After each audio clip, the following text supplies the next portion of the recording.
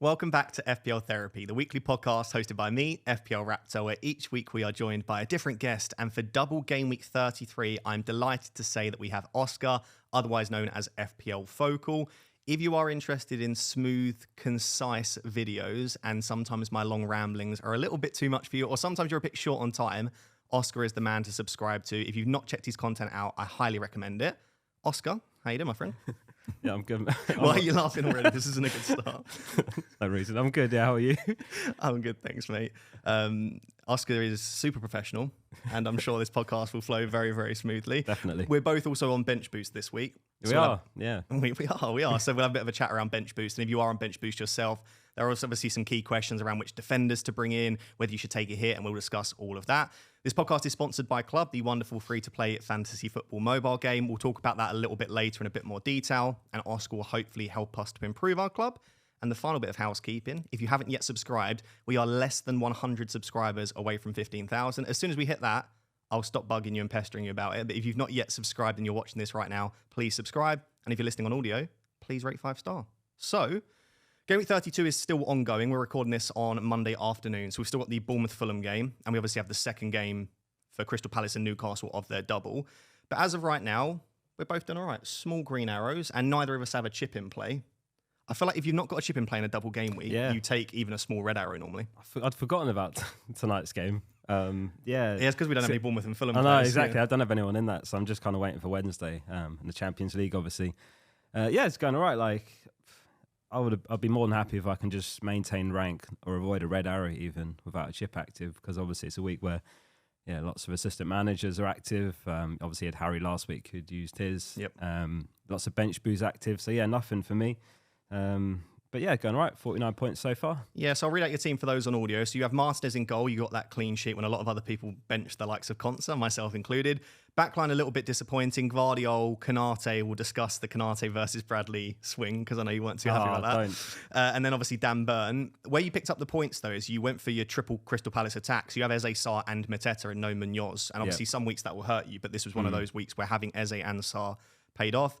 Other midfielders both got a single assist, Mohamed Salah and Cole Palmer, and Jacob Murphy. Just assists all round, basically. Single assist for everyone. And then Isak, also with a single assist and captaincy.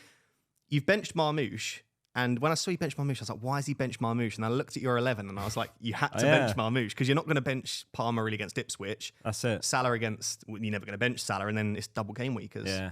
So that, I guess you've got a very strong, deep squad, but that was one of the That's cons. the problem, isn't it? When you're setting up for the bench boost, naturally you've got a strong bench, so you're going to have that sort of pain. I went Palmer on the wild cards because I just wasn't sure on Saka if he really would get the minutes, and obviously there was the Champions League as well, so I thought Palmer, I'll go with him. In the end, annoyingly, Saka, he played like 24, 45, 27 minutes on something. Less than 100 minutes. I was saying yesterday, he only got 1 point fewer than Palmer, so I'm a bit annoyed about that, but it was worth a go. So, I'm going to be doing the Palmer to Saka switch. But, obviously it meant my attack was too strong, so it had to be Marmoush that missed out. But Martinez, I was really happy with that. Do you remember earlier in the season, I was proper sulking in our group chat, me, Harry, when... Which time you sulk every week? Which time? Don't expose me like that. Yeah. No, you played Fabianski, you and Harry, and I played Raya. He got like 10 points or something, didn't he? And I was like, I can't believe I overlooked that one. But it was nice this week because Martinez clean sheet and you both played Raya. So do you know what? When I looked at your team and I saw you had double Arsenal on the bench and started Martinez, I was like, I'm surprised you didn't start one of your Arsenal defenders. I know, but it worked out well for you in this case. That was it. There was a few 50-50s. It was Martinez or Raya, and Vardy or Saliba. Obviously, Arsenal conceded in the end, so there's only 1 point between Saliba and Vardy. But I think 4 points gained with Martinez. So I'm happy. I was thinking about it on the way. I think this might be my favourite season ever, It's just been an all-round enjoyable season overall. Is that your rank, or is that, do you think you like the chaos? Like, what is it about this season you think you've enjoyed? I think rank's definitely played a part. Like, it's going fairly well. We'll have to see how the final, however many weeks we've got. So I should note you're on 2,172 points, currently 15k with bench boost and free hitting consecutive weeks. You'd like to think you push into the top 10k by at least game week 35, and then it's just about can you hold on to that with no remaining chips, I guess. Yeah, so hopefully I can get in there with those couple of chips left. I mean, what's your rank target from where you are? You're what, 20? Yeah, so I'm currently 25k overall rank. I'm on how many points? I'm 14 less points than you, and you're 15k. So I think for me, I worked out I'm 25k and also 25 points off top 10k. Okay. So it's quite a big gap between 25k and 10k. Can I make up 25 points with bench boost and free hit? I think that's possible. Definitely. 100%. So I think top 10k now has to be my target. But at the start of the season, I just said top 50k. I feel like for me, that is the new top 10k. It's just like, I think, so my previous 4 ranks were like 35, 10, 29, and then this season. So like, if I can beat my worst rank from the last 4 years, which was 35k, I'm going to be happy with that. Let us know in the comments. What's your current rank? What's your target? This is why you get YouTubers on. Look at that. Yeah, let us know in the comments. Comment, like, subscribe. But no, really do, because this is the point of the season. I never like using ownership in decisions. I'm not FPL Harry, so I don't really? You don't do that? I don't like captaining highly owned assets. Yeah. But I also don't like doing the other thing, which is owning players just because they're lowly owned. But there does become a point in the season where you have to start making decisions based on ownership and your rank and how far you want to go. And right now, you should, if you're chasing, you have to go super differential. And if you're really happy with where you are, just block the highly owned assets. Because if your biggest rank threat each week is like 25% own, you're not really going to fall very far. And it's, excuse me. Shouldn't have drank Diet Coke before. Continue. Put that over there. Stick to the water. I was going to say, yeah, there's definitely opportunities every week, like Barnes. Exactly. Right? Like a lot of people already tripled up, so it's difficult to like go to Barnes because you have to sell someone. But like if you're on double Newcastle and you've got a choice between adding Livramento and Barnes, like, those are the little opportunities every week. I think 33 is going to be really interesting for captaincy. I think that's going to be really split. There's an option to really differentiate. And there's not really a standout captain. And in those weeks, you can go super different. Yeah. I think so. Right, so that's how we're doing. So Oscar's on 49 points. I'm on 48. With obviously those 2 games still left to play at the time of recording. I think both of us aiming for a top 10k finish. And again, both of us on bench boost this week. We'll discuss our teams at the end. So let's go through and review the games from Gameweek 32. Discuss some of the, especially pay attention to the teams that are doubling in 33. And obviously the first game of the game week was Man City 5, Palace 2, 2 teams that are both doubling in Game Week 33. Early kickoffs normally feel like snooze fests. Like I often think I'm not going to watch the early kickoff because it's low goals. We know that Gandhi says that don't trust the early kickoff. Yep. But this was a great game. Brilliant game. Yeah, it's the first half. City went 2 down to Palace. I think the first goal was Eze, wasn't it? Sarr assist. So I was like, oh, come on. What a great start to the game week. I was absolutely loving it, yeah. City looked in real trouble. Like, I was surprised Savinho was benched, but apparently there was rumours he was in line to start. So maybe that was a last-minute change. But, yeah, obviously City got 2 back before half-time and then, ended up 5 unanswered goals. But brilliant game. I've tweeted out at 2-0 and I feel really bad because I feel like I jinxed it, but I said that they should rename the assistant manager chip to the Oliver Glasner chip because he's done so well for people that have backed him in the right weeks. Like he got us the 20 points, but now you're looking at what's that 2 points. I think there was a lot of tweets that quickly aged badly about Glasner, like myself included. I was like, Glasner, assistant manager. All over the place, didn't they? Yeah, they did. Yeah, it was. I don't know what he said at half time. Terrible start. Yeah, really all over the place. It was a great watch though. Yeah, 7 goals. So I think in terms of team news, like you say, Savinho being on the bench was the main thing. Lots of questions around that. I have heard from a couple of more like in the know accounts that there was a late fitness test. Doesn't sound like he was injured, and obviously he came off the bench, so it can't have been a real injury. Okay. Whether it was illness, a small niggle, a bit of tightness, there was clearly something which apparently was going to start instead of McAtee, and then he dropped to the bench and McAtee started instead, which obviously makes sense. If you had Savinho, you got to keep him for the double, surely? Or do you think you'd look to move on? I would, yeah. I was talking to my brother, actually. He's got Savinho in his team, and he was thinking about doing Savinho to KDB. And I said, personally, I wouldn't. Because, I mean, he did still come on, so he must have been close to being able to start, given that. Like, it wasn't like he wasn't in the squad at all last minute. So I think it's one of those, like, you could be really close to getting it right, and you sell him now, and you're going to just kick yourself even more, potentially. And to be fair, like, is KDB going to start both games? I'd be doubtful. So, yeah, if I had Savinho, I would just keep him personally. I wouldn't be surprised focus your transfers elsewhere. Yeah, I wouldn't be surprised if Savinho gets more minutes than KDB in this double. I agree. Yeah. And we know when he plays, he's great for bonus. When he picks up any return, he's almost always on 3 bonus points. So I don't think I'd be selling Savinho. The other piece of news was that Foden wasn't in the squad. Yeah. We did get embargoed quotes late on Friday that apparently Foden did pick up an injury due to that Casemiro challenge. I don't like Foden's such a tricky one because if he gets 1 start and 1 off the bench, I think he's a keep because not many players are going to get insanely good. Even like the Aston Villa and Arsenal doubles, like you just don't know that they're even the Crystal Palace that second game against Arsenal. I wouldn't be surprised if they rotate.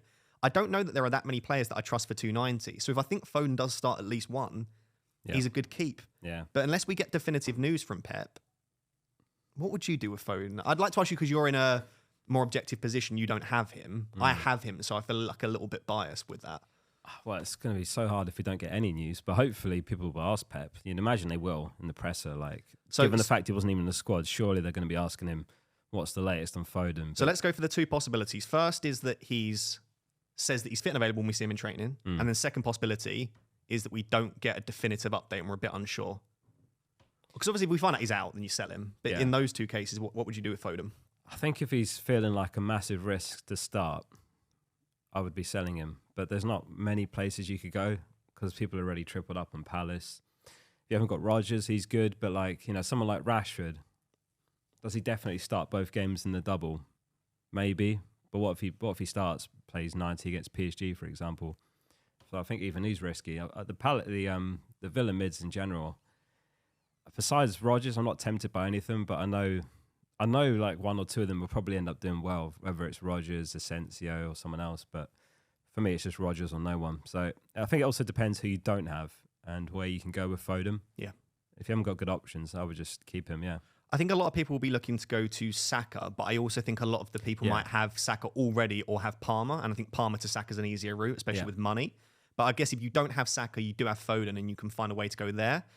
But we'll discuss Arsenal in a bit. We don't even know that Saka necessarily starts both. It's going to be a very weird double game week where I think a lot of our doublers don't start both, and they are essentially single game week players. On KDB, I was really hypercritical of his performance against Man United because I thought he was rubbish. He looked genuinely like slightly overweight, slightly out of shape, didn't look match sharp. His vision, like there were so many times when I was like, Kevin De Bruyne would have found that pass. He didn't even look like he wanted to play it. So I was like, Kev's done for the season. Like he's just not, he's tapped out, he's not there. Comes and puts in this performance and he looks like he's back to his best. Not only in terms of his passing and shooting, but he was sprinting towards the end of the game as well. There are 8 days and they've got 3 games in 8 days, right? They've got the 2 games in the double, Everton, Villa, and then they have the FA Cup semi-final. Is there a world in which you think KDB starts all 3, maybe gets some early subs, but starts all 3 of those games? Or do you think there's just no chance he starts? I can't see it, to be honest. It's Saturday, Tuesday, the turnaround to Everton, Villa, but then it's Tuesday, Sunday to the FA Cup. So it's basically a really short turnaround between the 2 games in the double and then the FA Cup. You probably expect him to start the first game of the double and then FA Cup. If I was to guess, it's impossible to predict Pep, but that's what I would guess. And that's what puts me off, basically. I think he's going to be really popular this week because of the goal and the assist last match. But one thing I've been doing differently this season is just ignoring anyone who I'm not completely confident in for minutes. In the past, I would be all over it. I'd be like, definitely KDB in. And then what often happens is he starts one, bench the other. If he doesn't return in the first game, suddenly you're looking at like a 3-point double game week. Yep. So I'm personally not sold on him at all. I think he's going to be popular. Even on a free hit, I don't think I'd have him. I think if you're really chasing, I don't hate it because it's like, what have you got to lose? And the upside is that he starts both, gets 60 to 70 in both, and goes massive in those minutes. Yeah. I think I would only buy De Bruyne though if you wouldn't be super gutted seeing him on the bench for one of those games. I'd be very surprised if he is benched for both. Well, that's it. You're buying that, and you have to accept that that's a strong possibility. You can't then complain if he's on the bench for one of them and be like, oh, I didn't know I'm buying a Pep asset. Like we've seen with Savinho, Foden, and De Bruyne. Ignore injuries and issues. Because Savinho, maybe we had a late fitness test for this week, but the week before didn't have a fitness test. He just wasn't involved, right? Because Pep played a different system. So only buy City assets if you're willing to accept that they are just massive risks. Is there anyone else to discuss on Man City? Do you think double defence has some level of... Yeah, I was going to mention double defence and obviously some of the Palace players. I think double defence is... I like that more, actually, than any City midfielders. Like Marmoush, yes. Vardy, yes. I think if I was getting a third, it would be Ruben Diaz or whichever goalkeeper. Like if Ederson's out, then Ortega. Just because you can kind of trust them for minutes. Longer term, I think Ruben could even be a problem then by the time we get to 36 if they double them, because the Kanji should be back around them. And Kushnerov can play there. I mean, Kushnerov tends to be preferred at left centre back, which is where Gvardiol's been playing, but there is a world in which they play Kushnerov and Gvardiol, I suppose. Yeah. I would just say on Gvardiol, so he's playing like centre back. Yeah. Which is really good for bonus points if they keep a clean sheet, but he's really not showing much attacking threat. He is great from set pieces, but we want him playing at left back. But I think O'Reilly's been playing so well, and Kushnerov doesn't seem to be starting.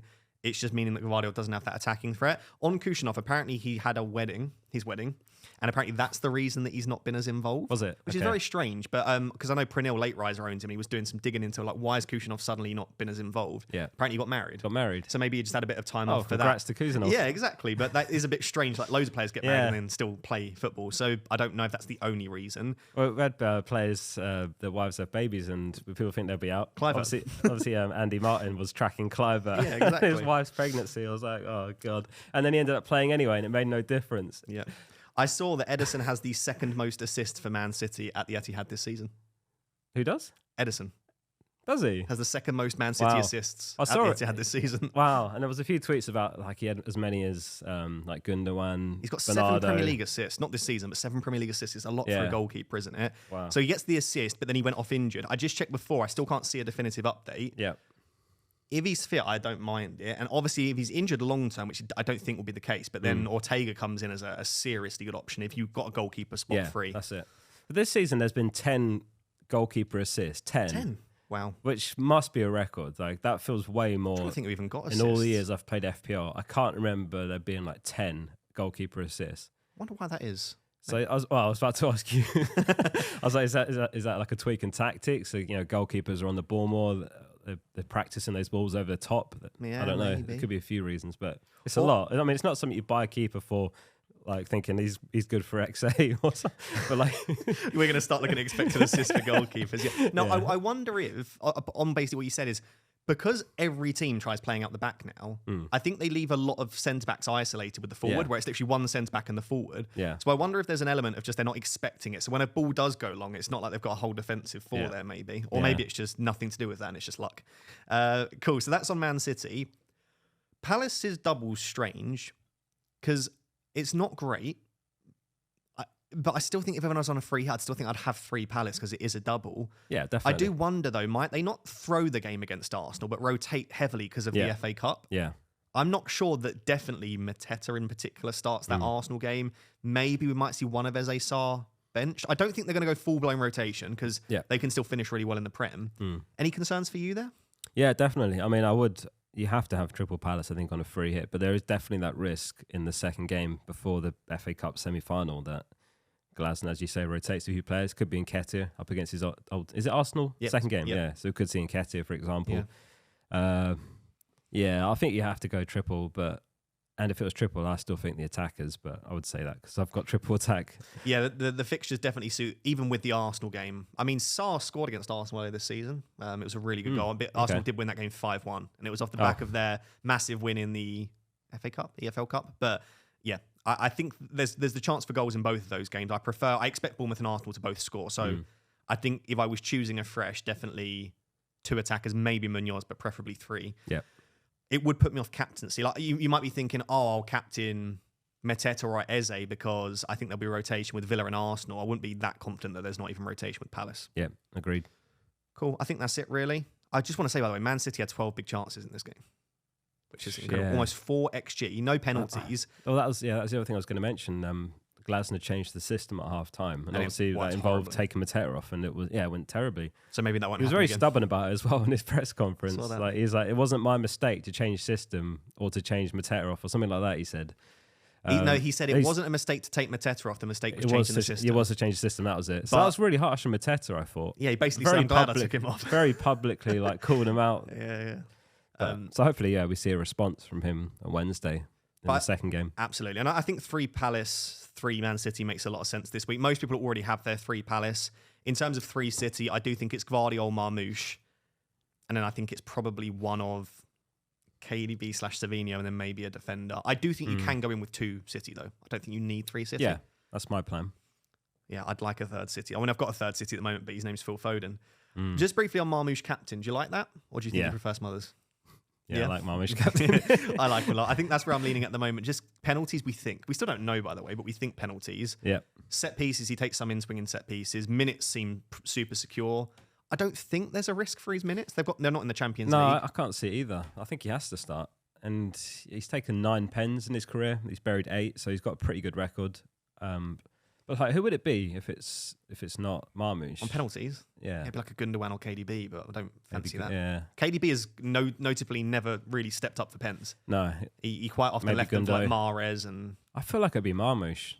I think that's been overlooked a bit. I think it has to be, but I don't want to sit, because I've done this before. I sit here and say like, this person's on pens. Yeah. I remember when I sat there and said that Gibbs White was definitely on pens at the start of the season, then Wood stepped up and took one. Yeah. And I was like, oh, I got that one horribly wrong. So you never know until you get one. But yeah, I think Marmoush at the moment is the standout captain for me. Yeah.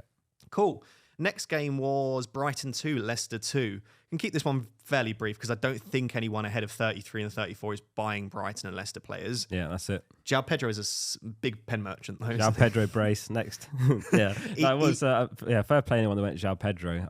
No, not fair play. He doesn't do anything from open play. Like when you look at his open play data, it's rubbish. He just keeps scoring penalties.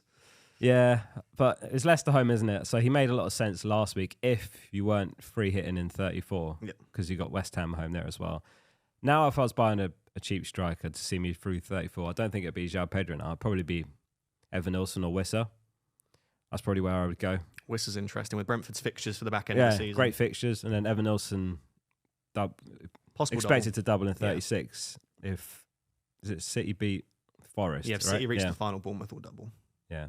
So we think, and that's got to be likely. You'd back City to reach the final. So I think you would, yeah. And for some people, they own they might own Aston Villa or they might own Forest. And I think just owning a few players from these teams that could double, you almost guarantee yourself some doubles in that case. I think a lot of your teams, if you just bring in players that have the opportunity to, a few of them will stick and you'll get a few doublers in there. And this is why I'm kind of put off by adding like a third City asset, because I've got one eye on that double in 36. And if I'm adding players like Savinho, Foden and Ruben Diaz, who could all be problems by the time we get to 36, I'm going to have, so that'd be triple City. Let's say they reach the final. I'll have 3 blanking in 37. I'll have triple Palace or double at Villa, so that's another 2. So I'll have 5 blanking in 37.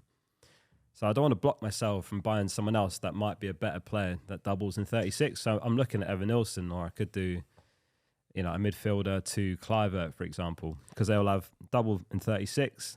Blank 37, Leicester home 38. So I'm trying not to go too all in on this week's double on players that might not even start both anyway. Yeah, so if you are maybe a little bit unsure still on those 36, 37 fixtures, basically the FA Cup final was played during Gameweek 37. So those teams that reach the final will probably, not definitely, have their games moved from Gameweek 37 into a double in 36. So we could see, potentially, and I think we will, a double game week for 4 teams and a blank game week in 37 for 4 teams. So basically exactly as we've had for 33 and 34.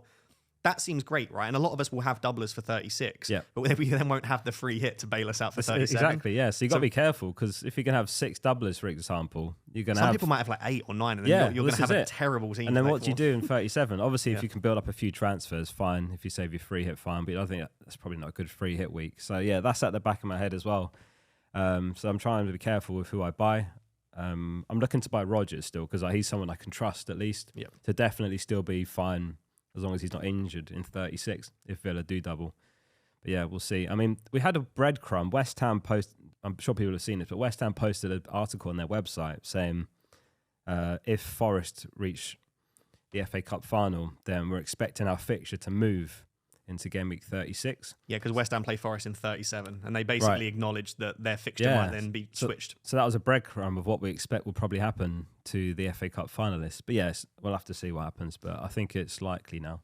Yeah, if you zoned out during that and you don't really care, basically, there's I almost zoned out, and I was saying it. There's probably, I just assume that people follow along, and I'm thinking this probably wasn't easy. Basically, there's probably going to be a small double in 36 and a small blank in 37 in a very similar fashion to 33, 34. So keep that in mind. Yeah. If you don't need your free hit, bench boost, etc., and you want to keep chips, there is a chance. However, there is, I would say, probably like a 5 to 10% chance that we get no blanks, no doubles in 36, 37. There is a world in which they move the fixtures to the midweek of 37, depending upon who reaches the FA Cup final. Yeah. We shall leave it there on that. Cool. The only other thing in terms of Brighton that was interesting, Welbeck and João Pedro both started for the first time in a little while. They did look a little bit more fluid in their attack, almost 4 XG again, although there was a couple of penalties, but maybe that will continue. There was no Matoma.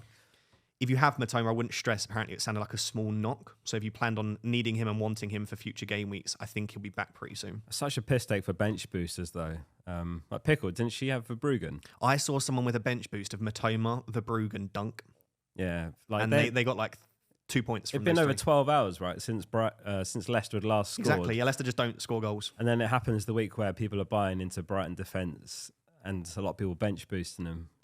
What do you think about the 32 bench boosts? So, I mean, it's not over yet, but They've not it feels gone very well. underwhelming, doesn't it? Yeah, they've not gone very well, but I looked at some of the bench boosting. Like you're attacking fixtures against Southampton, Leicester, Ipswich and stuff, and it's just like Chelsea didn't really convincingly do anything against Ipswich. Brighton struggled against Leicester. It made sense for sure. And a lot of the players that you picked, like if you picked a Rashford and Asensio, they both blanked. Even Rodgers only got an assist. Yeah. So I think the bench, I think in hindsight, it hasn't worked out for a lot of people. But it made sense. That's what I'm trying to say. Yeah, exactly. Like I think were the good decision fixtures. Exactly. Yeah. Cool. But other than that, I think Brighton, one to keep an eye on in terms of if they could keep conceding that many shots. Like Leicester had a good few, like 15 odd shots against them, which is worrying.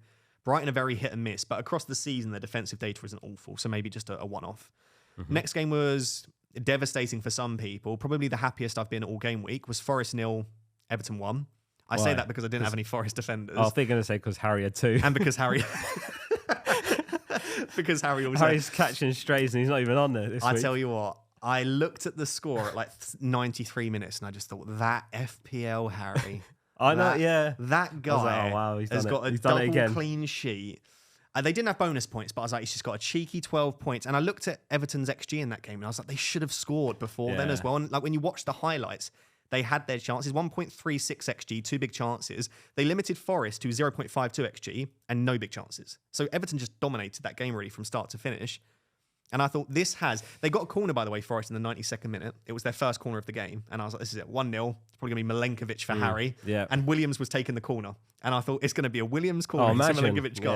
Yeah. No, but then they obviously went down. I actually really sympathise with him, though, because there is nothing worse in FPL than that late of a clean sheet wipeout. Like, if he'd lost it in the 20th minute or something, it's like, it's done in your head, you're like, fine, it's gone. But when you're that close, it's just so annoying. So I do feel sorry for anyone and Harry. And especially the way that it was done. If you've not watched the highlights, Murillo just controlled the ball on the halfway line and just bounced off his foot. McNeil stole it, and then it was a 3-on-2. Like, it was a nothing goal. Yeah, it was. I'll just say on Forest, I looked at the XGC data for the teams across the last 10 game weeks. They are 16th.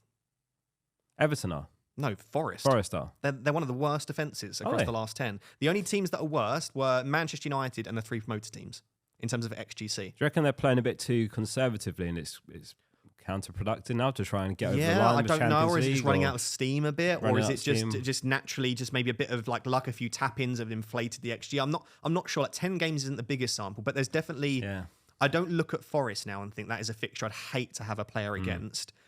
And I also don't necessarily look at their assets and think I desperately want to own them. But the likes of Alanga, Chris Wood obviously was started for the first time in a little while. They might come into our thinking later in the season, especially if they do double in 36. Yep. But for now, I don't think you're buying them. A couple of people did ask, though. They're looking at maybe having a bench boost this week, and their bench boost involves like Sells and Williams. We'll discuss the Spurs game in a second, but I don't hate bench boosting players against Spurs. Yeah, well, clearly, like, don't know. They're prioritising Europa, first of all. Another really, really bad result, like losing to Wolves. I don't hate it. But I was just going to say as well, Everton, I actually think is a team I might still look at with my team. Their fixtures improve in a couple of weeks, right? Yeah, it's just coming out the blank. Like they've got, I think it's Ipswich home, and then 2 weeks later, Southampton home in 37, I think it is. Should bring them up now. So yeah, they have the Ipswich game in 36, Fulham away in 36. Sorry, Ipswich home in 35, Fulham away in 36. Yes, Southampton at home in 37. Newcastle away in 38. So yeah, you get Southampton and Ipswich at home. Those 2 particular weeks, like they could come in really handy, especially the 37, which we think will be a blank. Maybe. I do love myself from Dwight McNeil. They got the assist, I think, for the Corey winner. He played really well, actually. So definitely an option. The difficult thing will be Beto and Dye, Calvert-Lewin back soon. Do we have a nailed-on attacker that's starting every available minute, I think? Yeah. But definitely their defence, Pickford, Mikolenko, etc. Cool. I don't think anything else. Oh, I did just want to say, very tight at the top. So Forest are in 3rd with 57. Chelsea in 7th, I think, with 53. But basically, there are like 4 or 5 teams all within 3 points of each other.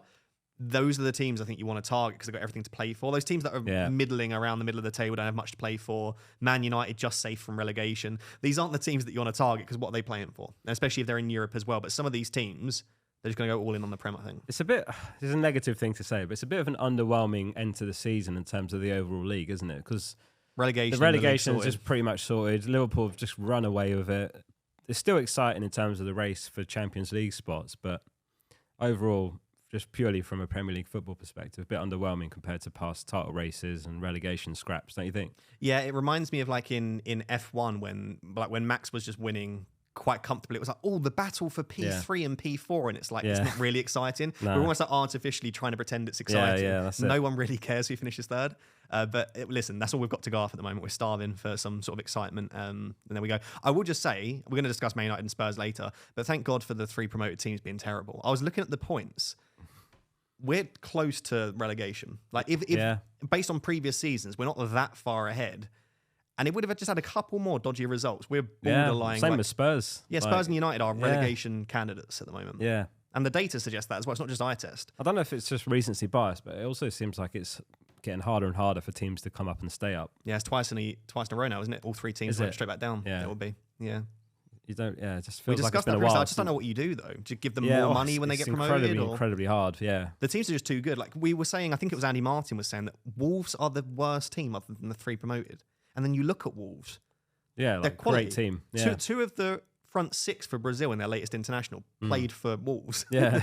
And that's Brazil. So this is what you're trying to compete with. Even without Cunha, they've won 4 on the bounce, Wolves. And like West Ham as well. Exactly. Like even Man United and Spurs, when you look at the quality of players they have, it's such a stark contrast to the likes of Southampton, Leicester, Ipswich. Yeah. So yeah, it is tough. Hopefully we don't see it next season. I think if Burnley and Leeds come up, they'll have a small chance. But speaking to their fans, they're not even that confident.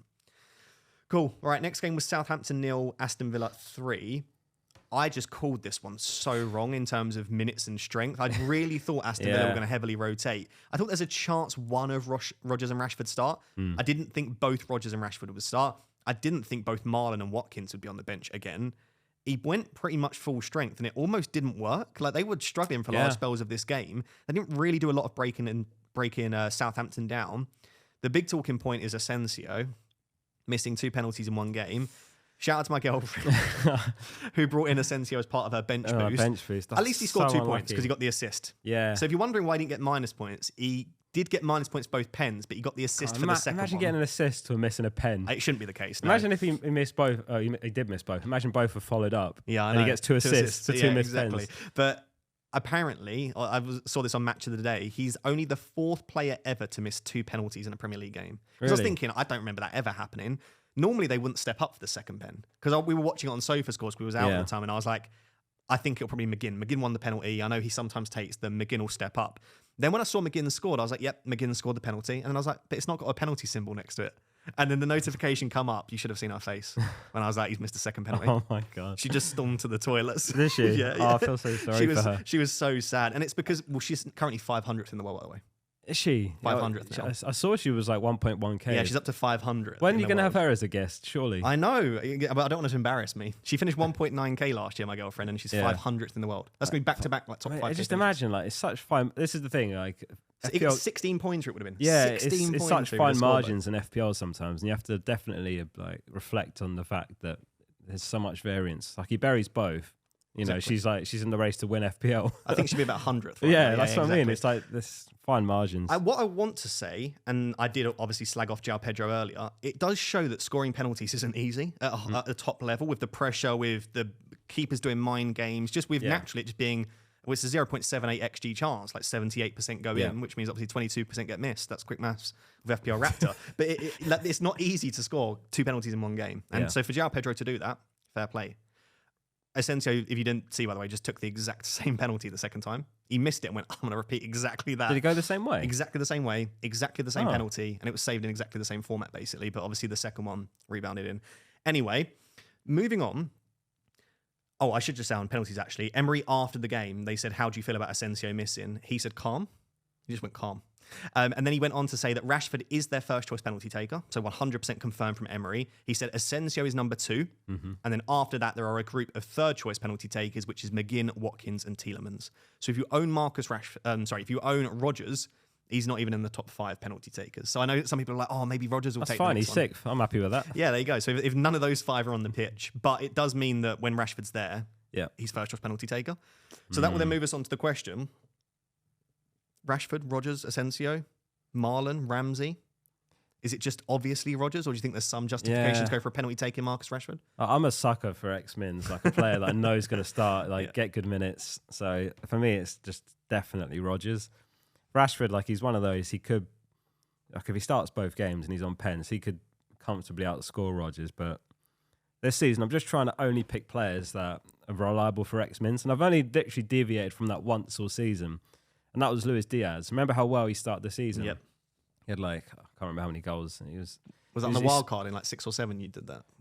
No, it was a free transfer. And he was tearing it up at that point. And I thought, I know he's not guaranteed and he comes off early, but he's just playing too well. Bought him and then he ended up benched twice in a row. So other than that, like I've just stuck with players that are really good for minutes, like Rodgers. So for me, it's just definitely Rodgers. Like I'm not even considering Rashford, but I think he's a good option though. I've never, definitely not this season. I can't think of a single player I brought in that's a minutes risk, and I've actually been happy that I made the transfer a few weeks later. Yeah, this is it. Like I'm looking at Foden now, and I'm like, why did I put Foden in? Why didn't I just go for someone safe for minutes like Rodgers? Because if I just had Rodgers rather than Foden right now, I'd have lots of money, and I'd be very, very happy, and I'd have one less transfer that I need to make. Yeah, I think that maybe is something for next season. I think especially now you can roll up to 5 free transfers. It's even more reason, because if you can just nail down a team that just always start, and you can get to that point. Yeah, and then you're less likely to have problems to deal with I quite like the idea of a Rashford and Rodgers double up though. Yeah, I certainly think if you've got 2 midfield slots free, but I think a lot of people have got like Salah, you want Saka, maybe 1 or 2 Crystal Palace assets plus Rodgers. Yeah, and then maybe someone else. I don't know. Maybe you've got like a Savinho in there. Like some people don't have 2 midfield slots free. Is there any way that you could try and justify going for Rashford over Rodgers? Do you think the penalties could outweigh? Like, do you think there's any chance Rashford starts both in the double? Actually, is the first question. We should know. Obviously, they play PSG this week. That will tell us a lot. The game against PSG. Yeah, so I was going to say, we have to assess that. I think he's been benched in like 2 of the last 4 or something in the league. So that's what really puts me off massively. And he's not getting 90 either. He gets subbed like 60 to 70. Exactly, yeah. So I think he's a good option. I'm guessing he's lower owned. So like, again, that's one reason. If you're chasing, just go for all the differentials. Like, Gameweek 32, Barnes was a differential. Smashed it. I think those little opportunities are going to be... I think there's going to be loads of those little opportunities still in the run-in. Like, it's not over if someone's chasing rank or mini-league. You just got to kind of take those kind of punts and hope it comes off like Barnes did. Let's talk about Watkins. So he's been benched 3 games in a row. We thought he'd start Southampton and he didn't. Has he? 3 in a row? I think so. Is that not right? In all comps? I think so, yeah. Oh, okay. PSG and then the 2 Prem games. Yeah. That's not ideal considering one was the PSG game, which is their biggest game of the season. And clearly Rashford started that. Yeah. Then obviously against Southampton, you think this is his chance. He didn't start that. I don't know if that's good or not for future minutes in terms of if he was firmly second choice, surely he starts the Southampton game. So maybe he's still deciding. There are suggestions that he's carrying a knock of some kind and that means his minutes are reduced. What would we need to see from Watkins against PSG to make you confident? Because I'm thinking every scenario gets 10 minutes. I think he's very much second choice. I'm thinking they trust Rashford more. Yeah. Gets 30 minutes off the bench. Great. Still second choice, but he's also got decent minutes. Doesn't need to start the next one. Starts and gets 60. I'm thinking maybe Rashford starts the next one.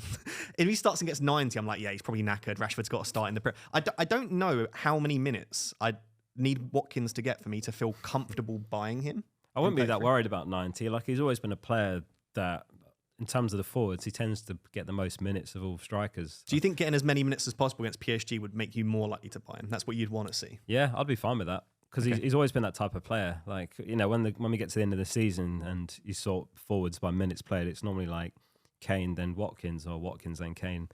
So he's the sort of player that's capable of doing that, which makes me think there is truth to that rumour about whatever it is, a knee problem. That's the only explanation I can think of, because he had an immediate impact when he came on. So that goal was brilliant that he scored. If you've not seen the Watkins goal yet, it was exceptional. Brilliant. And the penalty one as well. So that's the only thing I can think of. But yeah, it's tricky now because it's the double game week. Do you go Isak to Watkins? That was going to be one of the main questions we were asked is Isak to Watkins, would you do it? Was it? Let's say it's for free first. I'll do it for free. Yeah, in a nutshell, I would do it for free, not for a hit. If Watkins had been starting every game, he was in form, I would do it for a hit, but puts me off a bit, all the benchings lately. I think... Would you do it for a hit? Not for a hit, no. But I think him being in that third choice penalty taker, you go, third choice, he's not Pens. Well, Rashford's minutes aren't great. But last season it was Douglas Luiz and Watkins was still an unbelievable asset. But I also think he'll take a lot of pens across the season if that's the ordering, because Rashford gets 60 a lot, doesn't start every game, and Asensio's... it's been noted that he's got fitness issues. That's why he's not started every game himself. So you've got 2 players that don't start all the time and they get early subs. When Watkins plays historically he gets good mins. So I even think there's a chance he does take a pen. I don't even know if it's a good thing though. If Watkins, He's not great at pens, is he? I think he's only buried about half, and he's taken quite a lot. So that's a massive ballpark. But I'm pretty sure his conversion is like pretty poor, really bad. So I'm not too fussed about that. Like outside of that, he's a brilliant player. I just think a penalty taking Isak, I'd want to really feel confident Watkins starts both, Yeah. even for free. I don't know that I'd do it unless I was feeling super confident that Watkins starts both. The thing that does lead me back towards the possibility of selling him is that Newcastle's fixtures from 35 onwards are rubbish. So assuming you're on free hit 34 when they play Ipswich, you'll come back to with Isak with 3 tricky fixtures in a row. I think it's like Brighton, Chelsea, Arsenal, which isn't ideal. Whereas Watkins has a possible double and slightly better fixtures. So I almost feel like from 35 onwards, you still might slightly prefer Watkins, which makes me think there's a possibility there. I don't know. Let's see what happens against PSG. But as I say, I'm not sure what I would want to see. I think 75 minutes. Yeah, all right, go on then. Him getting 75, getting good minutes but not being run ragged, starting in a very important game and getting a goal. If that happens, I'll go, that's a temptation. Yeah, all right. Let us know in the comments if you'd take a -4 hit to do Isak to Watkins. Cool. Anything else you want to say on Villa? Are we all good there? No, that's it really. I mean, going back to the point earlier, like I could go Burn to Konsa, but again, I don't want to go too all in on players that could double in 36 because I could be blocking myself from someone way more exciting like Evan Nilsson if he's got a double in 36 and Leicester home 38. Or even a better Villa asset. You might have like Rodgers, Watkins, Konsa, and then let's say like Ramsey and Rashford both get injured and you go, oh, Asensio's nailed all of a sudden. That's true as well, You've then blocked your third I've got Martinez, I'm going to buy Rodgers. If I went to Burn, then if Villa get the double in 36, I've blocked that. So yeah, there's a few reasons I'm happy to just double up at this point. Yeah, leaving a third spot open isn't the worst idea in the world. Cool. Next game, Arsenal 1, Brentford 1. We've been saying every week this is pretty much the title over, but this one really was, especially with Liverpool winning. Oscar is an Arsenal fan, so I'll just recap the team news, then we'll get your opinion on some of these assets. Arsenal did what we thought Villa would do, which is rotate their key assets quite heavily. So Timber, Ødegaard, Marino, Saka all benched. In terms of minutes moving forward, let's go on the basis, and I know this is a very brave assumption to make, but Arsenal progress in the Champions League. Yep. Second place looks relatively secure as long as they pick up a decent amount of points. They're not going to get first. They probably won't drop to third. Yep. Do you think he'll continue playing the key assets for momentum? Do you think Arteta's that kind of manager, or do you think we're going to see heavy rotation and that buying the likes of Marino and Saka is a big risk? Yeah, so assuming if we do get through to the semis, then I think the legs are either side of Gameweek 35. 35, yeah. And he's definitely a momentum manager. Like, he's not going to just rotate the entire team. But, it puts me off players like Marino a little bit because they could be saved because he's our only option striker. Like when we have Havertz, no Jesus. So, it wouldn't put me off buying Saka. But personally, again, I'm just taking the view of who's definitely safe. I've got Raya. I've got Saliba, and I'm going to buy Saka. Even Saka, I don't think it's completely safe, but I think the upside's there to the point where it's worth it. The others, Kiwior, I think he's fine. Even like Timber, I think it's a little bit risky because there's the White factor. Yeah, Ben White. But there's not many options. Like you said, Ødegaard was rotated last match. That could easily happen in Gameweek 35, and it wouldn't surprise me at all. Just because, as we said, like it's a boring title race. It's basically done in that sense. Yeah. So, and it's such a golden opportunity. Like, assuming they get to the last 4 in the Champions League, like that's clearly by far the priority. The league's not like top 4 is secure. Yeah, even if you drop to third, but you win the Champions League, they'd probably take the Champions League in third over second. Oh yeah, I mean, I would take 10th place in the Champions League win. Exactly. Yeah. Okay. So on the Saka, he got 33 minutes off the bench. He rounded the keeper at one point, should have scored. Cutting on his left foot, missed by a couple of inches. Could have genuinely had 2 goals off the bench. So we know he doesn't need to have perfect minutes to do well.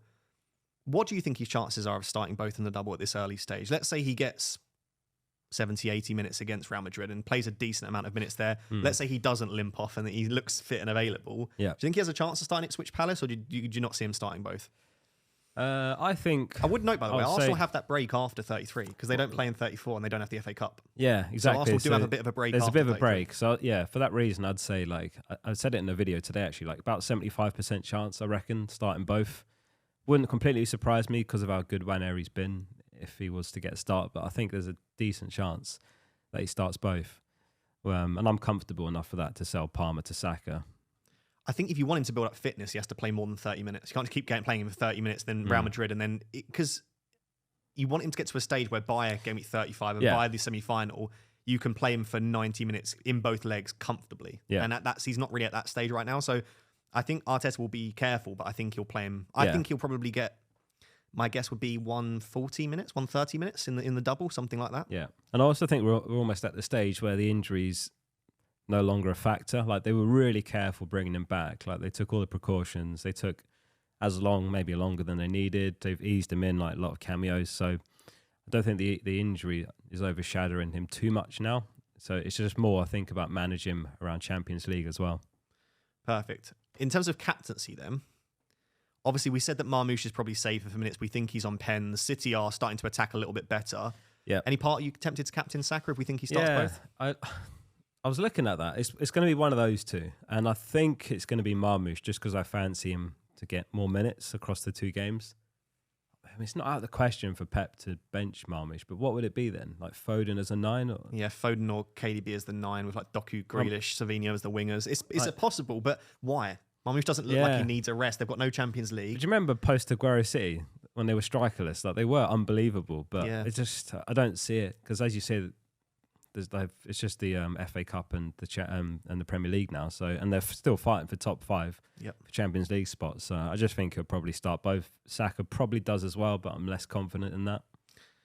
Defenders are interesting. So you briefly mentioned it. Obviously, Saliba is the guy to go for if you can afford it. So I think we're pretty happy to say that. Let's say you can't afford it. Timber, Kivior, do you have a preference between the two? I'd probably go Kivior. Okay. I think he's a little bit more nailed. They're probably both nailed, but Timber, like I said, there's that chance White plays. Obviously, White wasn't in the squad, so we'll have to see as well what the latest on that is. It's probably a minor one. Whereas Kivior, he's played every game while Gabriel's been out. Arteta loves having left footers and left centre back. So I think my next favourite would be Kivior after Saliba, and then Timber. That's it. Yeah, I think it really hinges on White's availability and fitness, because I think if he's there, Timber worries me. But if he's not, then they kind of have to play Timber. Especially around the Champions League games, if they do go through. Like, it could almost certainly be White that plays 35. I think Kivior, and by the way, Kivior's 4.8 million if you've not looked. So I just think he could offer a really nice route. For me, I'd say I'm like 80% likely to bring in Kivior at the moment. I guess if he was benched against Real in the second leg, it would worry me slightly, but then I would think maybe let's just get him getting a rest. They think they can cover it, but I think Arteta really likes to stick with these centre-backs. Yeah. And I think he's found a solution. Kivior covers Gabriel. The data's not dropped off at all. They only conceded 0.19 XG in this game, so it wasn't a bad defensive performance. I think it's silly for him to start messing around with that second centre-back. I mean, last 3 game weeks, Arsenal are best in the league in terms of defences, or teams that have played 3 games. Like Bournemouth, the only one over the last 3 games that are better, and it's 3 without Gabriel, basically, or 2.75. He went off like in that 3rd game back. Obviously, Calafiori is the one that everyone's forgotten. Like, it's not out of the question that he could play left centre back. I think he was out the last match squad as well, but yeah, it's tricky. I've gone super boring with my picks. It's Raya, Saliba, and Saka's going to be my triple up. I'm happy with that. On Marino, you said you'd be put off slightly. Do you think there's a chance then that he's benched in one of the two, or maybe starts as a midfielder? Is he still a decent pick at his price? Yeah, still decent pick. Probably starts both this double, but I just think longer term might cause you a headache. Okay. Looking at that 35 game again, it wouldn't surprise me if he goes, like Trossard, Sterling, Waneri, that sort of front 3. It just wouldn't surprise me at all if he does that, especially if he can dig out a couple of wins in this double. Yeah, and then Marino either starts in midfielders on the bench again. Yeah.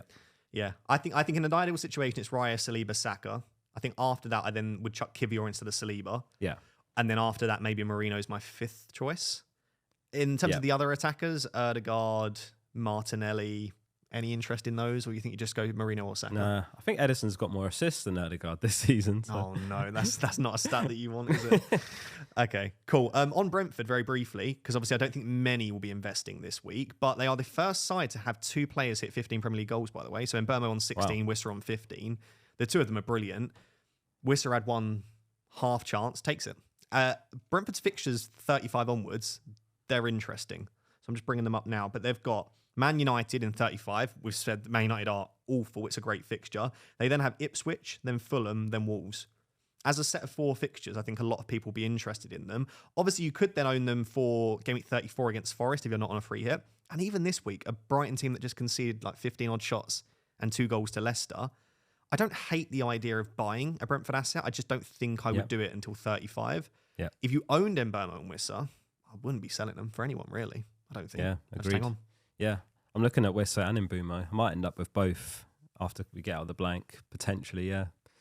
I mean, they're playing well, both of them. Good fixtures. I didn't know that stat about 15 goals each. So, yeah, I think I could see myself getting both. It depends on obviously what happens in the FA Cup, but like if Palace get knocked out, then Mateta to Wissa will definitely happen.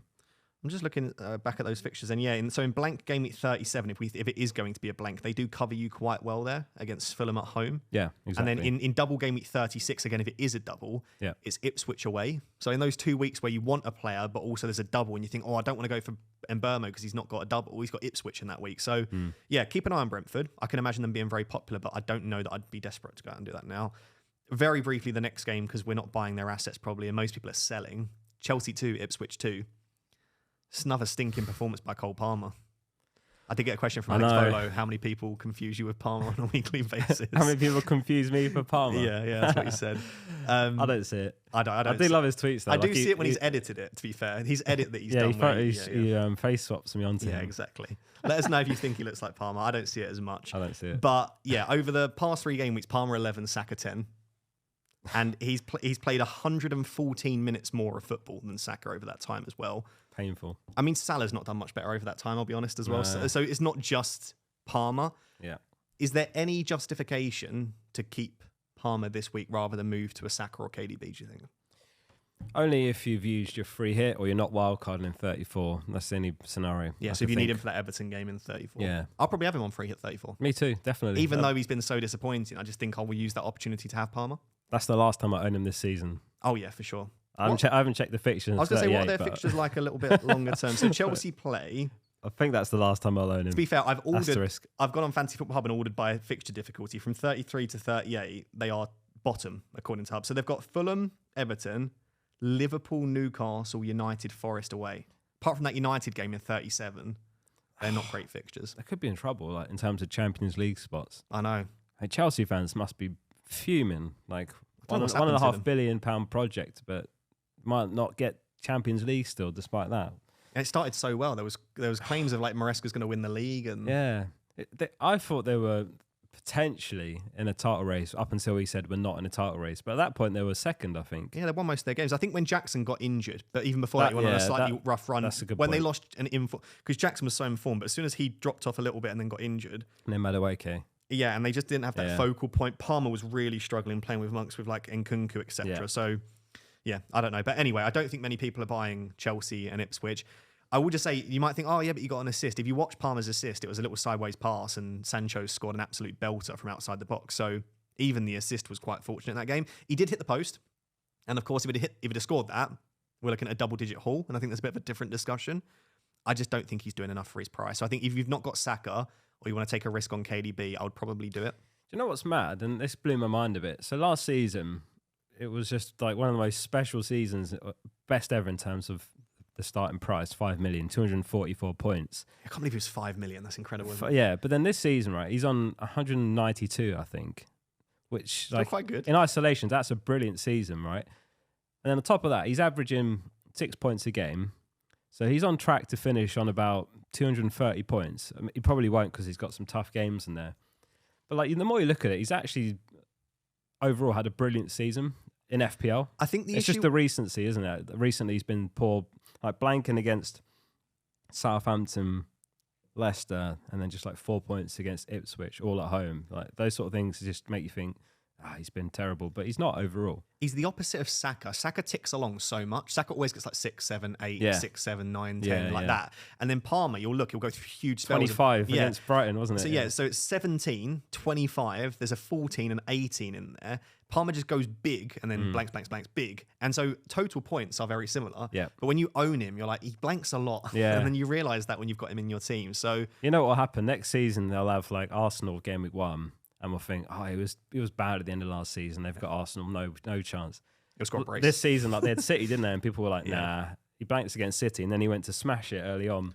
I really hope they price the premiums, all of them, quite heavy. Like, I hope they keep Saka and Palmer high. I hope they bring up some of the other assets. Like Rodgers, I hope they bring up quite a lot. Yeah. I hope they keep Salah and Haaland really high. And I hope they force us to be really selective. What I'd hate, and it would be awful, if they bring Palmer down to like 9 mil or something because he's had a slightly worse season, or if they bring Haaland down to 12. I think that would be a big mistake. I think keep the premiums high, force us to make decisions, and then force us to have that decision of, do we just go for 1? Or do we go for 2? Or go for 3 and really sacrifice? Mark Southerns, if you're watching. Yeah, exactly. You want 15 million Salah.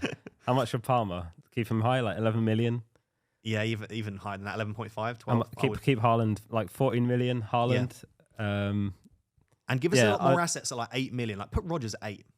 Yeah.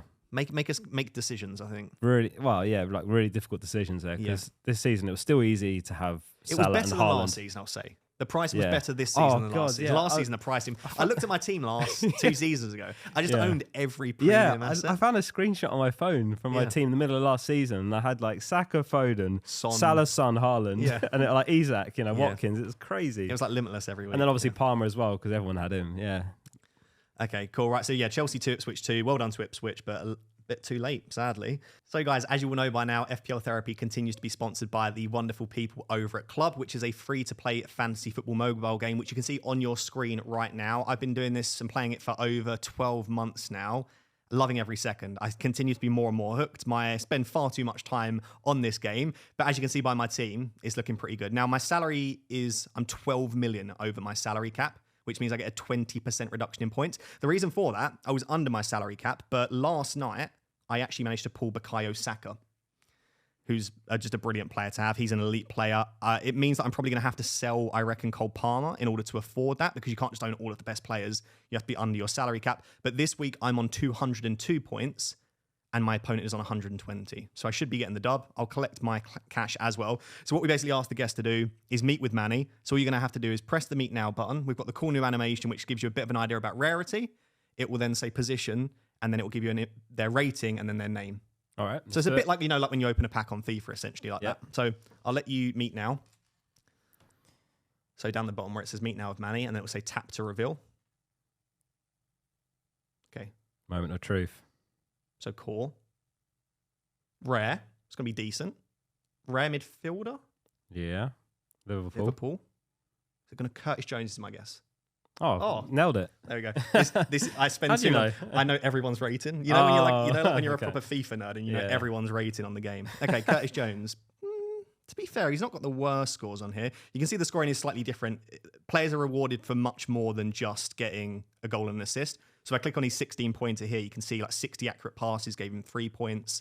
The team winning after 55 minutes played gave him 5 points. So it does mean that players like CDMs, like I had Janelt at the start that just did really, really well for me. I am going to reject Jones though, sadly, because I just have a stacked enough midfield. My forwards are just super stacked as well. But if you want to get involved, it is completely free to play. Make sure to download it in the link down below. As I've said for a while now, I'm a shareholder within Club. I've been playing this for over 12 months. It's something I believe in as a project. They are improving the game week by week, day by day. I can't wait to see where we're at next season. But yeah, give it a download. Let me know what your opening team looks like. And let me know who you get with your first meet an agent with Manny as well.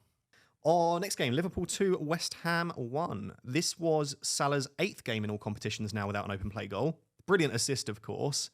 Everyone was like, contracts in place. He's going to score a hat-trick to celebrate. Didn't really have many opportunities to score goals. I mean, I think West Ham actually had a really good game. I think they limited Liverpool quite a lot. They created chances themselves. Probably should have scored if not for Alisson just being comfortably the best keeper in the league. A few big saves in there. But yeah, Salah's just not doing it. I said in last week's episode, across the last 8, 10, 6 game weeks, whichever sample you use, he's about 45th for expected goal involvement or expected goals non-penalty. You can't sell him ahead of Leicester, though. Yeah, no, definitely not. And Spurs. It was a really brilliant assist for Diaz's goal. I'll give him that. But yeah, it's all gone a bit quiet recently with Salah. But it's gone under the radar a bit that he's on 45 goal contributions now, which is an all-time Premier League record in a 38-game season. So that was another record set by Salah last match. It's just so many goal contributions. Are you keeping him for the rest of the season? He started every game this season as well, hasn't he? Fitness monster as well. Yeah. I think I'll keep Salah for the rest of the season. I think if Haaland was a discussion point, I'd be tempted to sell him, given that City doubling 33 and probably doing 36. Yeah. I think there would have been a point of, I probably would have, and that would have been a nice way to differentiate. Yeah. Who are you buying? Because most people can afford Salah, Saka, and Isak. You don't want Palmer. Yeah, Saka and Palmer, but you'd be betting on Palmer, like. And I think I'd just rather have Salah. The only way I think I'd drop Salah is if when they lock up the league, we start seeing him get really reduced minutes. But what are they resting him for? Yeah, well, exactly. I know they might, but just play him. Just let him break every record, finish the season strong, have some momentum. There's nothing to be resting Salah for. So, yeah. But I just will say on Salah, there's definitely been a notable drop-off. Definitely, there is no world in which I would captain Salah this week. I know it's Leicester, but I would always captain a doubler, I think, here. I agree with that. But there are always single game makers that outscore doublers. I do think, this could be a week where Liverpool batter Leicester. Like, it would not surprise me if Salah matches the doublers. Like 15 points, I wouldn't be surprised. I can see him being over 100% EO, even though there's lots of doubles. He was this week, which I was really surprised He was this about. week, yeah. So, we'll see. I wonder if that record will ever be beaten, whatever he finishes on. It's going to be difficult. Like 350 points or something. Yeah, it's going to be difficult. Because I think you'll find players like Erling Haaland. Players will come into the Prem that can score goals for fun. Yeah. But with the amount of assists that he's got and bonus points because he's so creative, like to couple assist goals and bonus points. It has to be a midfielder, I think. And pens. You've got to get lucky. And sorry, Liverpool fans, you've got to get lucky to have that many pens in a season as well. I think it'll have to be a midfielder if it ever gets broken because of the extra point per goal, clean sheet points. Maybe Saka one day. I just can't see it. Maybe Saka one day if he improves his goal threat a little bit. Waneri, 10 years from now. Maybe Alejandro Garnacho said no one ever. So the other notable talking point here was that Bradley started only his third game in the Premier League this season. When I bought him and then looked at how many games he's started in the Premier, and I was like, oh dear. His fitness hasn't been good. That was a good call, yeah. It was a decent call. It was also very lucky, as we spoke about. He came off in the 67th minute. It was lucky in two ways. Firstly, because they conceded after he went off, so he banked the clean sheets. But also, Simicast went off in the 59th minute. Okay, a little bit ASMR for those listening. Simicast went off in the 59th minute. I saw that there was a double change in the 59th minute and had a heart attack because I was like, so you were lucky that he wasn't the first sub, and then you were lucky that he came off before they conceded. So two lots of luck. What was most impressive is his baseline bonus was through the roof. Before the clean sheet, he was on 2 bonus ahead of Salah, who is a bonus points monster and had an assist. As soon as the clean sheet came in, he went up to 36 in the BPS system, which is really high for only having a clean sheet. Yeah. And he created 0 big chances. So he was just really good for ground duels. He won like 5 ground duels, few interceptions, really good pass accuracy. I think it was like 91, 92%. Bradley and Trent and these sorts of players that are very good with the ball at their feet, even Gvardiol, they're really good for baseline bonus. Early subs are often good things for defenders, we spoke about as well, as long as they make 60, but you run the risk that you get a Simicast situation where they only get like 59. You owned Konate. I did, yeah. That must have been that's a gut-wrenching one, isn't it? I was fuming about that. I mean, credit to West Ham, they did grow into the game, so it looked like it was coming. But yeah, I mean, if Bradley can stay fit next season, Liverpool might not miss Trent that much, assuming he does go Real Madrid. Bradley stepped up when he's been needed. Yeah, massively. Was it last season when Trent wasn't available? We all piled in on him because he was scoring goals. I swear he had that game where he got like a brace and a clean sheet, and we were like, "What? He's like 4 million? Or what the hell?" I wonder what they'll price him at. Because imagine he's like 5.5. They're probably going to price him based on the Trent news, I suppose. I reckon they'll price him at Van Dijk's price. Yeah. And it will be like, or maybe more like Konate's price. But then, if they don't, Liverpool are going to have an interesting decision. And this is one of the reasons I think they'll start Bradley in every remaining game unless Trent's back fit, is that they need to know whether he's first choice right back material or if they need to go out and buy a first choice right back. Like, are they buying a backup for Bradley or is Bradley the backup? I think they need to decide that. I definitely think he's good enough. And obviously he's still young as well. Fitness, so like, how high is his ceiling? But yeah, I think one of the most valuable attributes in a player is just availability. That's like one of the most important abilities, like being available, not being injury prone.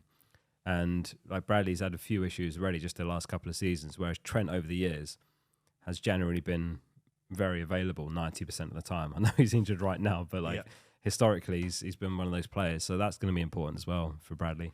Trent, unfortunately, we don't actually have a definitive update. There were a few murmurings that he could be back as early as game week 35, but that's not been confirmed. So if you are looking at Bradley, I think he's an exceptional player to buy. I think against Leicester, he has a huge ceiling that not many other defenders have. Yep. Could easily get a 12 or 15. Yeah. But by the time you come back to your team, especially if you're on free hit 34 for game week 35, you might see a Trent back. And at that stage, you're obviously going to be in a difficult position.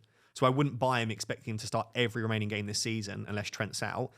The only small thing is Trent is apparently off, right? Because Salah and Van Dijk have signed their contracts. There's been no mention of Trent, which suggests that he's gone to Real Madrid, or at least going to. Definitely. So I expect him to play their final home game at Anfield. Is that 37 or 38? Liverpool. Where are you? Okay, the final game of the season against Crystal Palace at home. There's no way Trent doesn't start that. There's a little sign-off. Yeah, if he's available. Yeah, if he's available. But before then, I wouldn't be surprised to see Bradley start, even if Trent's coming back from fitness, because, again, why are you investing your minutes and time into a player that isn't going to stay? So I really like Bradley as an option. I still think, by the way, Konate and Van Dijk are both great options as well. Would you go Bradley over Konate now, or do you think you'd still go for safety of minutes for the remainder of the season, especially as someone that loves minutes as much as you? No, I'd go Bradley for the upside. Yeah. Like Konate's 6-point ceiling. Bradley, he's got it in him to score. He really gets advanced. He plays like a winger. Yeah, his touch map was a lot in the box in this game. Yeah, definitely. So I'd go Bradley, chase the upside. There was a lot of comments I actually saw from Liverpool fans because I mentioned Bradley in a video and they said, you want to invest in our defence. Our defence is terrible. I went onto social media and was looking through stuff.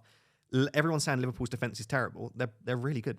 I don't know where this narrative's come from. Because I was like typing up notes and I was like, Liverpool are shaky in defence. Because that's what I've just been told by so many Liverpool fans. Across the last 6 game weeks, they're the second best defence in the league. Sorry, they are the best defence in the league for XGC. I don't know where that's come from because they've kept loads of clean sheets. And over across the last 8 and 10, they are second only to Arsenal. So Liverpool are just a good defence. I wouldn't buy into this narrative that they're shaky. They do concede chances, but so does everyone. But on West Ham, really like them for bench boost 33, obviously playing Southampton. They have a small chance of a double in 36 if Forest reach the FA Cup final. Forest could beat City in the semis, by the way. It's not beyond the question. So if you've got Areola and Wan-Bissaka and Bowen, then they could do you a really good job. I think Kilman and Wan-Bissaka should both start. Kilman's only 4.3 million. So if you're looking for a cheap defender, Southampton at home, he's a big guy, could score a header. But I don't know that I'd want 3 of them because Southampton do just randomly turn up against teams. Yeah, that's true. And I don't know if I was going to say new manager bounce, but I think that term gets thrown around a lot. Like, we didn't see much what of it bounce even is there when Villa. you're already relegated? Like, you know what I mean? Exactly. And against Villa, people were like, nah, don't start Martinez, new manager bounce. But I couldn't see it. I've got Wan-Bissaka in my team. That's enough for me. Like midfielders and strikers. Do you have Areola or do you have another goalkeeper? You have Martinez. Martinez, yeah. I went for him because of that. Because in 36, Arsenal have got Liverpool, whereas he could double. So that would be a perfect opportunity to bench Raya for Martinez when he doubles, potentially. What was the other reason? Can't remember. The to be fair, it was for panic. Remember the Clivert news dropped when he was injured, and I panicked wildcarded for 2 hours before the deadline. And there's definitely like some stuff I might have done differently on the wildcard, but so far it's going all right. The fixtures after Game Week 34 are nice for West Ham as well. So if you order fixture difficulty on a hub from 33 to 38, West Ham are top.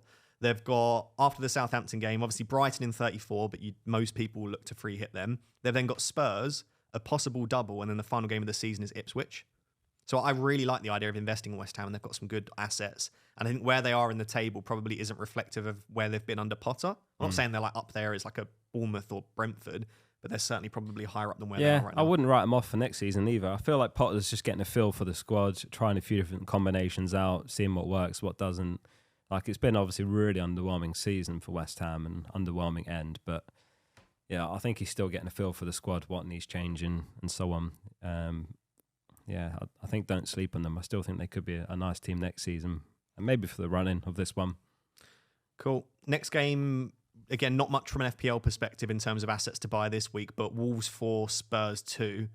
Spurs are so bad, and I say that as a United fan, and we got battered 4-1, so we didn't do much better, but I just don't even understand what Spurs are attempting to do half the time. They are so bad at the start of games. The amount of chances that... If someone can go and do the maths, or if someone's tweeted this, let me know, but I reckon if you looked at XG conceded in the opening 5 minutes, Spurs would be comfortably the worst team in the league, and I'm sure James from Planet FPL would back me up there. I don't know why they start games like that, but it's just the state. 8 Nuri obviously got a goal and an assist. You're laughing at that bad Spurs one. No, I just saw I sent in my group chat last night. There was such a funny tweet from the Spurs admin. I just said, I feel really sorry for the Spurs admin because he wrote, right, we are live. Come on, you Spurs. And then, it shows the timestamps. It was like 4 minutes ago was that. And then it said 3 minutes ago, Wolves have taken the lead 1-0. I was like, yeah. Not a great season to be the Spurs admin. No, not ideal. But Ait-Nouri is one of the highlights for them, for Wolves. And he's going to be extremely popular on free hit 34, so I'm sure they'll concede in that game when we all load up. But I think Wolves are a good asset team to invest in if you're not on free hit 34 as well. United this week is a good fixture now, it looks like. I mean, they are equally level teams in terms of sort of 16th, 17th in the league. But I think especially if you're on free hit 34 against Leicester, 3 Wolves assets feels fairly set in the stone. Strand Larson, you must be gutted. Strand Larson for so long. Yeah. And he's just gone on a run of just scoring goals for fun now, hasn't he? He had the highest non-penalty XG of the game week with 1.42. Wow. I mean, I had to lose him on the wild card, but you know what? I won't hold it against him because he's one of those players that's done well for me over the season. Yeah. I think it was when, I remember Salah started the season unbelievably well and Haaland started slowing down. I had to make the 2 swaps there, and it was Strand Larson that came in for me, and he did fairly well. Like, he's got a couple of braces for me and my team. No, I'm really happy for him. He's like, I've got a soft spot for Strand Larson.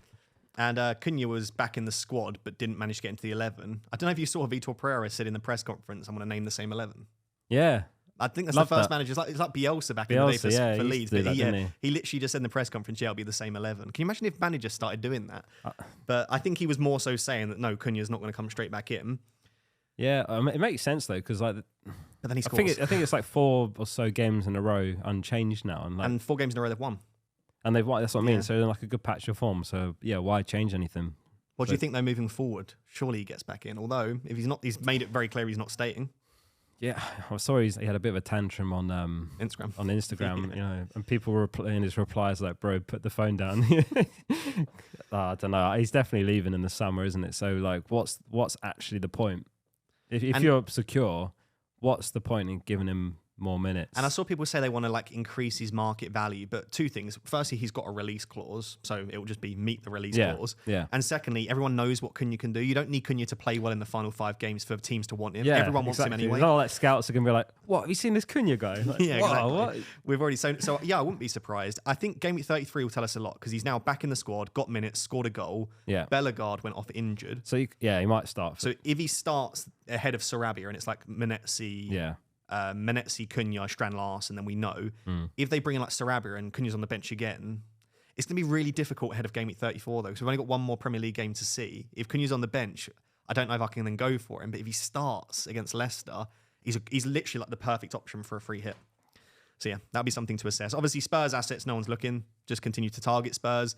They might double in 36, so maybe. But as Oscar was saying, we're already going to have 5 or 6 players doubling. Do you want to then waste valuable doubling spots on Spurs when they're then going to blank in 37? That's it. Those double game week slots are going to be precious. You can't have 9, 10 doublers really, unless you've got a free hit.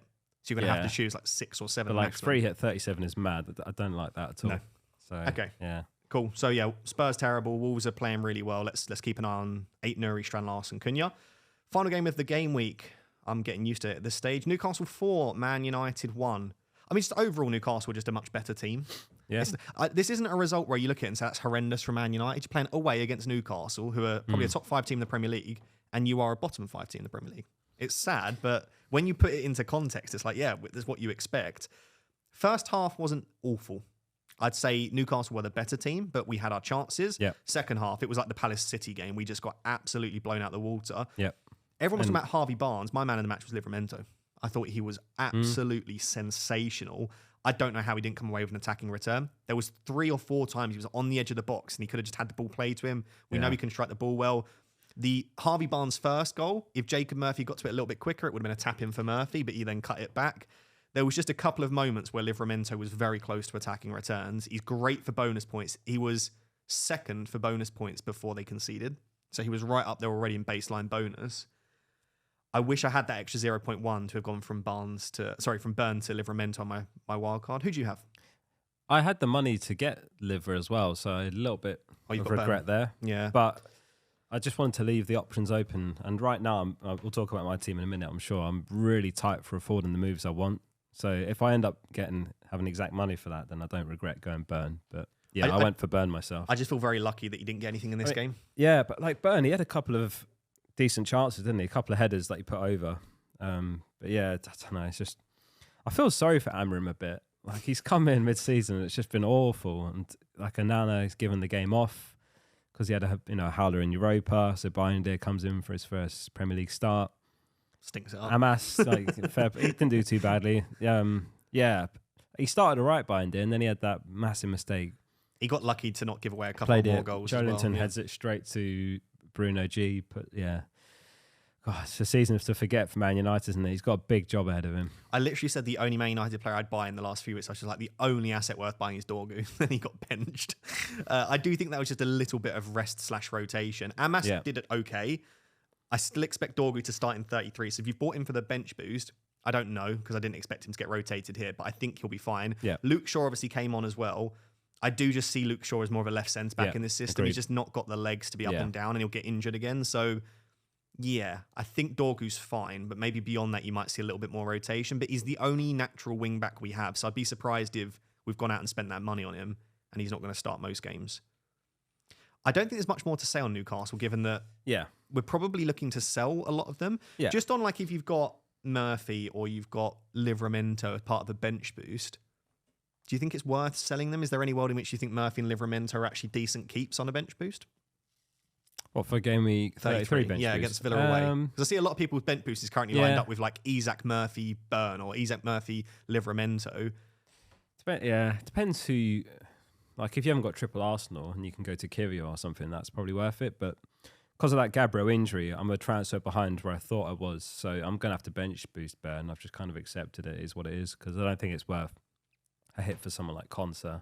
Plus, as I was saying earlier, like using up that double game week slot potentially in 36. So, yeah, I'd probably just leave him in. I think Rodgers in for Murphy is going to be a popular one. I like that. I think that's worth it. What about for a hit? Murphy to Rodgers for a hit. I think that's borderline, isn't it?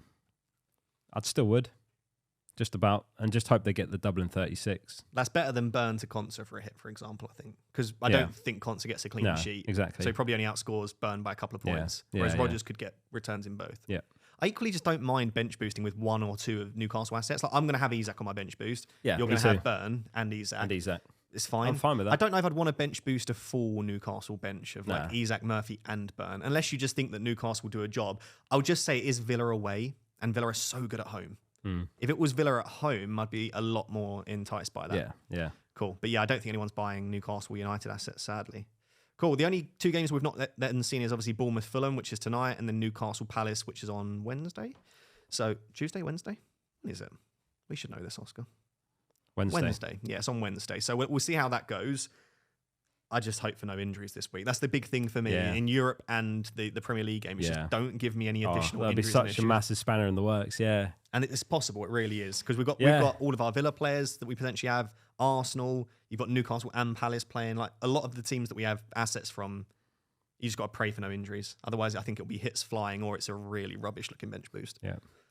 Cool. Right. So very briefly, Oscar, because we've spoken about all of these players a lot, you did build a free hit draft for us. So would you like to read it out for those on audio and just talk us through, especially some of the picks that we've maybe not spoken about as much? Yep. Welcome back for another video. Yeah, there you go. Just do like a 7-minute FPL. Today's video, we're going to be looking at Gameweek 33 free hit. So I went with Raya, Saliba, Ruben Diaz, Vardiol, Saka, Eze, Salazar, Rodgers, Mateta, and Marmoush.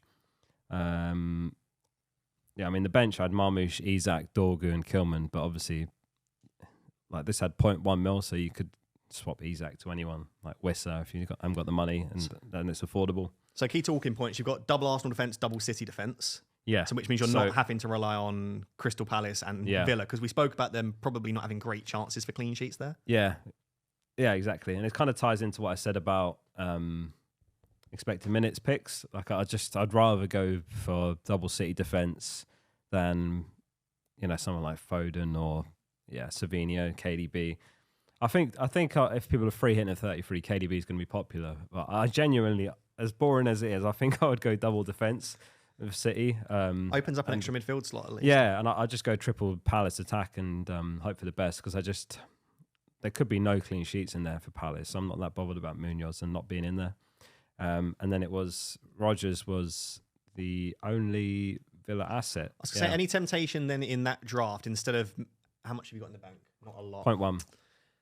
I guess you could sell ease that down. Any temptation to go for Watkins over Mateta, or maybe Rashford over Sarr to give you 2 Palace, 2 Villa? Or do you think you back Palace slightly more? I mean, now I look at it, I think I've only got double Villa here. So you could go Watkins over Isak and then just bench Rodgers if you fancy Watkins to start both. Or maybe a Mateta, we think there could be a rotation against Arsenal. Maybe he's the one to drop out. We saw him only get 45 minutes, obviously. Yeah, exactly. So you don't have to have...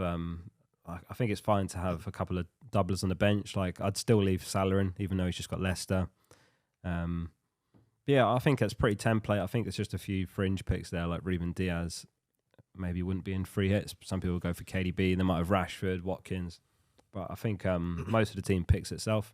Cool. I think in terms of spicy picks then, Ruben Diaz obviously something slightly different. You could go... KDB would be one that would be slightly different. I think Rashford you could chuck in there, and maybe Watkins.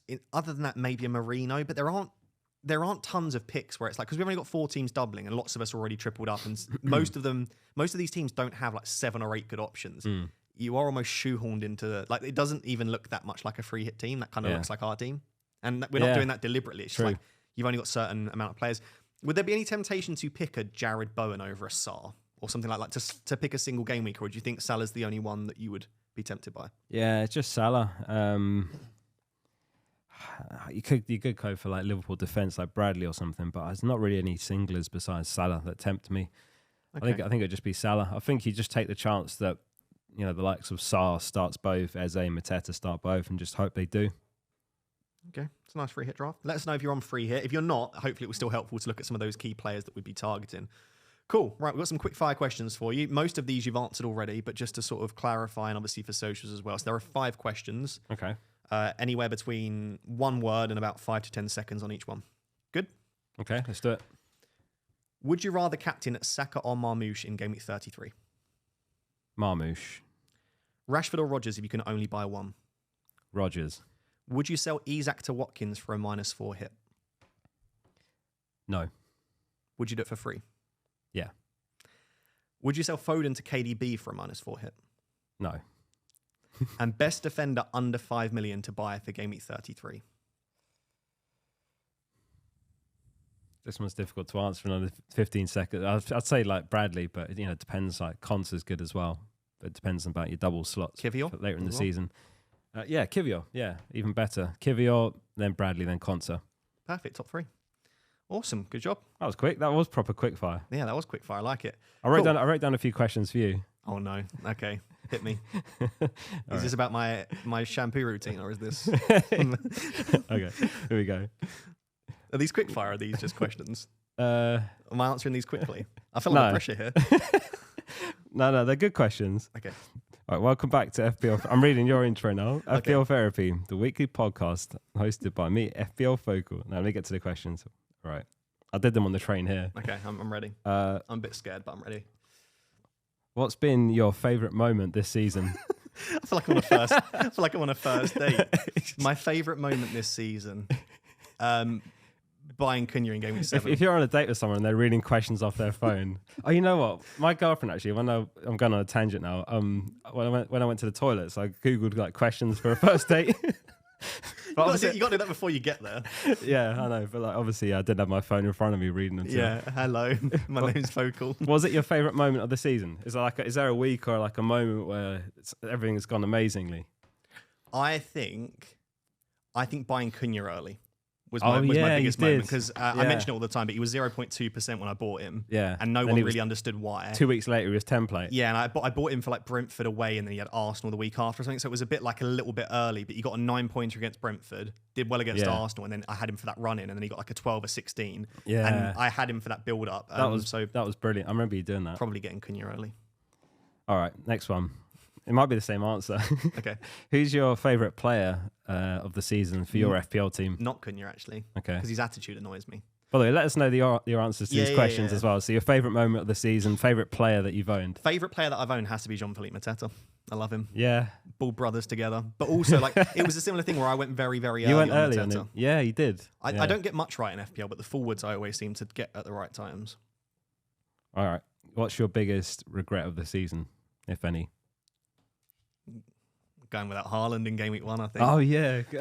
But the thing is, I went with Salah instead, who did very well over that period. But I just think the correct decision was both or just Haaland. Because over that first 5 game weeks, I think I was 4 million I think the story of a lot of managers was that. And then you got Haaland just as he started slowing down or you switched. So I think the timing of Haaland would be my biggest mistake. By the way, when you think about it, you've had a mad comeback from that. Because I remember you were like, I thought my YouTube career was over. We both were sitting in the millions, weren't we, about Game Week 7. Yeah, you were like 2 mil, I was like 4 mil. And we were like, oh dear. We're going to have to quit our jobs here. Yeah. Now look at us. All right, couple more. What's your rank target then? So you're 25k now. Yeah, 25k. So that's mad, isn't it, from where you were? And I've had some stinking weeks in that time as well. Yeah.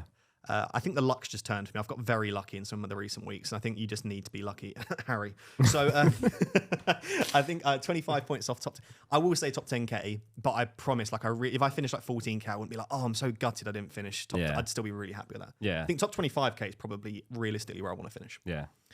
Good answers. Last one then is, who's your favourite FPL player of all time? Oh, that's a good question. Oh, that's a really good question. And there's like so many, isn't there? Yeah, it's like there's so much recency bias flying around my mind. Because there's like Salah, but then you got the cult heroes like Lundstrom and Michu. That's what I'm thinking. I was thinking, literally Michu and Lundstrom were probably my 2 main ones I was thinking. I'm going to say, I'd say Alexander Isak of last season. Yeah. I wildcarded him in 31, and it was similar to sort of Cunha and Mateta, but he got back-to-back double-digit hauls, and he turned my season around. Yeah.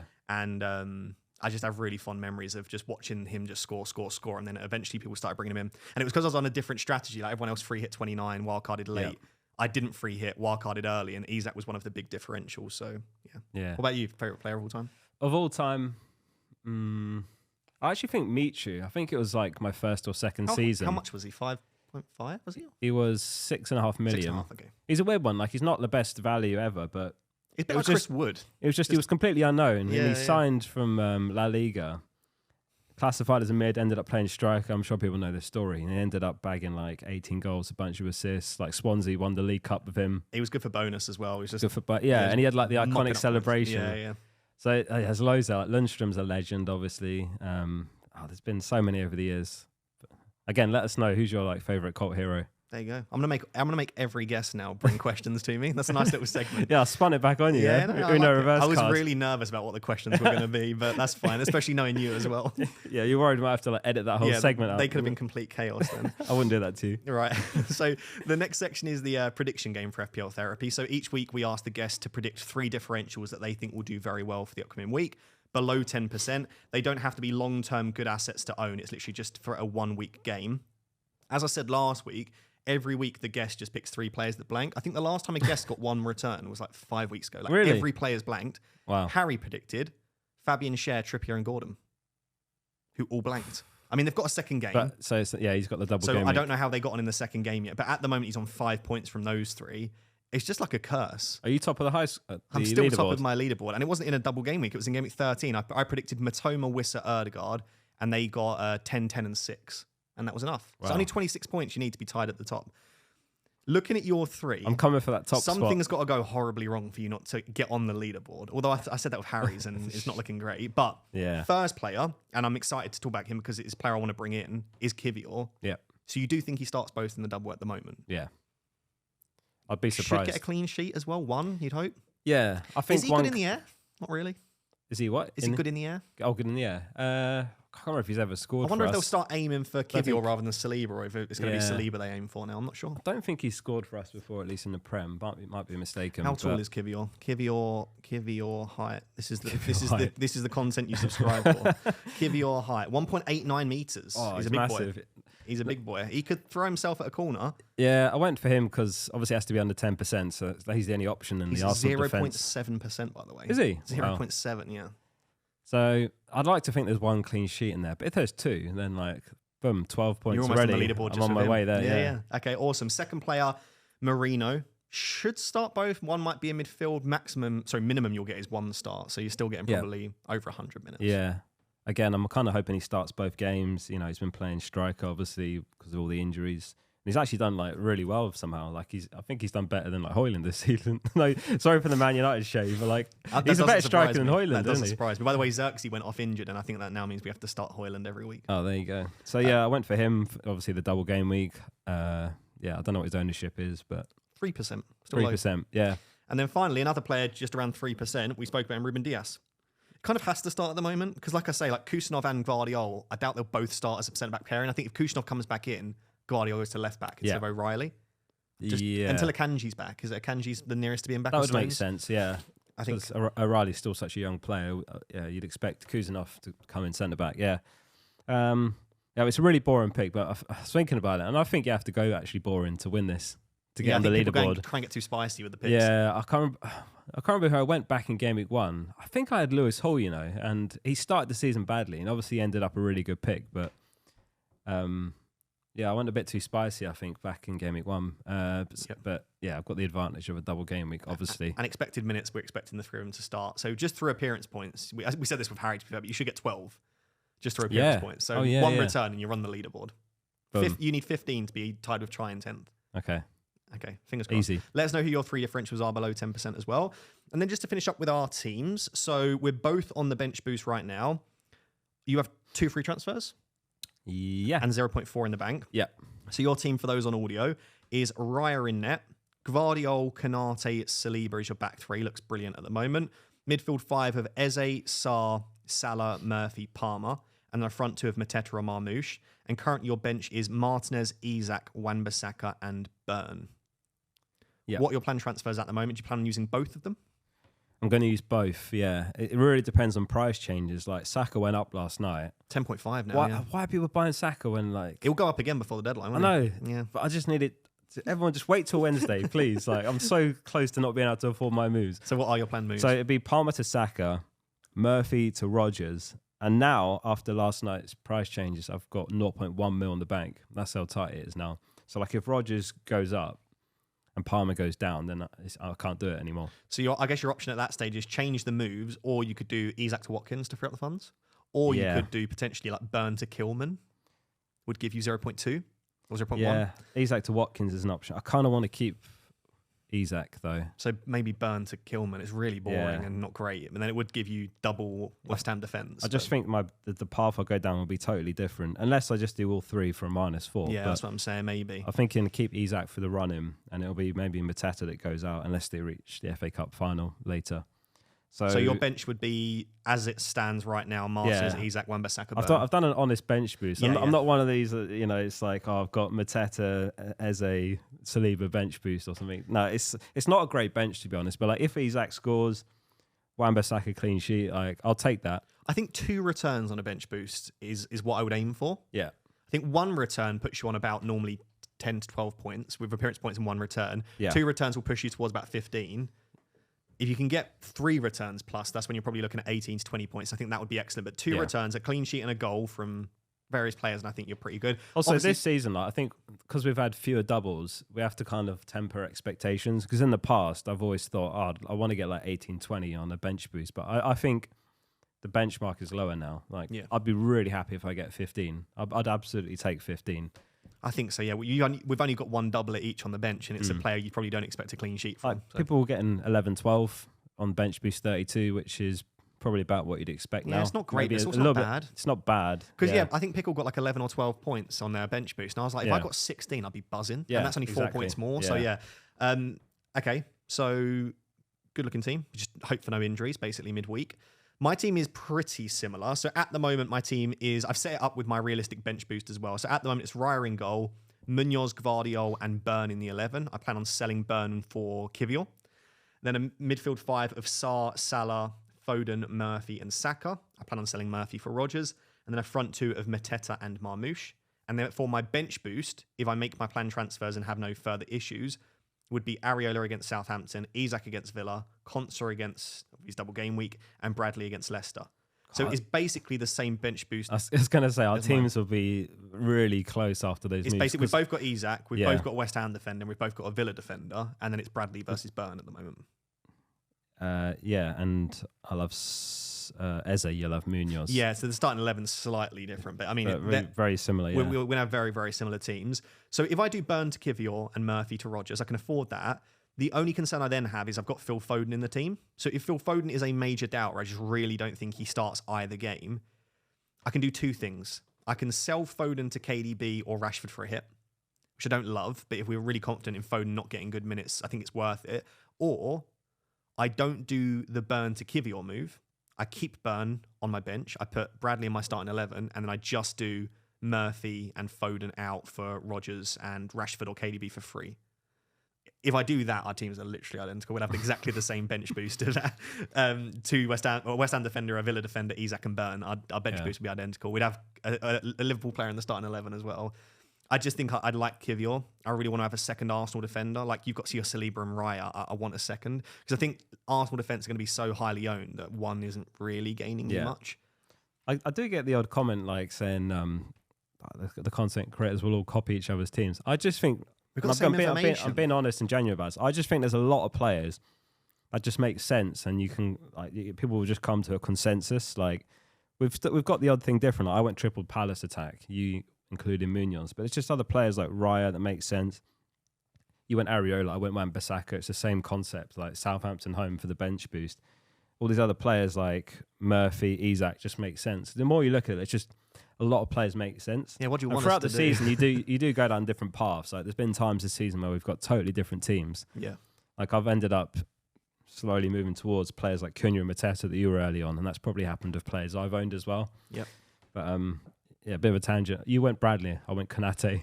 But There's yeah, these little things. But then if you suddenly if I started putting absolute randos in there, and I went for like Mbermo and Wissa this week, I brought into my team, people would say, but there are teams that double. Yeah. So if you go completely random, people wouldn't listen to you. So they're like, why are you just doing that for the sake of it? But then naturally, there are 4 teams that double. Crystal Palace have a double-double. Newcastle had a great double. We're all going to own similar players. But that's part of the game. And then the difference is those small differences in predictions of expected minutes. Or me taking a slightly bigger risk with going for Bradley in terms of minutes rather than Konate. Like it's these small things, and then that's how you differentiate. Like you going for triple Palace attack is a risk because if Munoz scores, you're screwed for rank. Yeah, what happened the other day? Exactly. Yeah, and that hurt. Exactly. So, and then like I know like Let's Talk FPL went without Mateta, huge risk, but that's paid off for him. So you're just gonna have to take these really small minor risks in terms of like small differences. But that's the way the game is. I don't think it's content creators. I just think we all have the same information. We're all looking at the same fixtures, and we all know ball, basically. So we know which players are going to be worth selecting versus others. Yeah. Cool. All right. That's the podcast, mate. Thank you very much for coming back on. Oh, that's it. Yeah, that's it. I do appreciate you coming on, as always. It's your 3rd time this season, technically. How long was that? I think about hour and a half.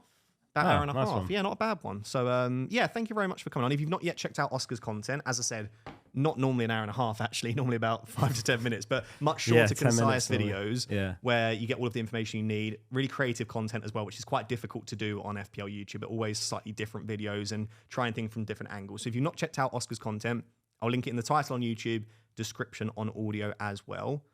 And I appreciate you coming on. It's funny how we kind of tapped into... I don't know if niches is the right word, but like mine's long and rambling. When I used to commute before I was doing FPL full time, I just wanted like as long as possible content. I'd listen to it on my commutes and stuff. But I think there's some people that are like, I haven't got time. I just want something in 10 minutes. So we tap into different areas. But then there is also some overlap as well that people have watched both of our stuff. It's quite interesting, isn't it? Yes, exactly. Like some people comment on my videos like, oh, this is way too long. I only want 10 minutes. And I'm like, I watch YouTube with lunch and dinner. I don't want to sit down and watch a 10-minute video because it's too short. Like I want to watch a 45. So but that's good. That's why there's. And I'm the opposite. Like I'll be on TikTok and it's just like short and sweet. Yeah, for sure. Okay, cool. If you're not subscribed, by the way, like I said, aiming for 15,000 subscribers. Please do subscribe. Make sure to check out Club, as I said, as well. Link down below in the description. Rate 5-star on audio. But until next time, which will be blank Gameweek 34. Thank you very much. Bye bye.